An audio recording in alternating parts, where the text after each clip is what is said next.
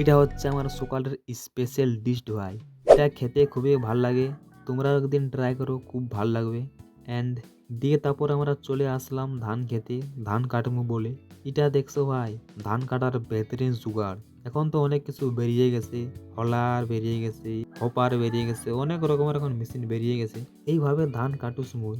আপনারা কিভাবে কাটেন টুকু কমেন্টে জানাবে, এবং কিসে কাটান ওটাটুকু জানাবে কমেন্টে। দিয়ে ভাই একটা কাটলুম আর একটা বেজে গেল। ঘরের দিকে যাইতে হবে এন্ড চান টান করতে হবে। দিয়ে চলে আসলাম আমরা আমাদের মোস্ট ওয়ান্ডারফুল সুইমিং পুলে।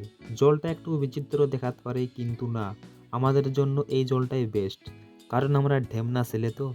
কিভাবে জাম মারছি দেখো।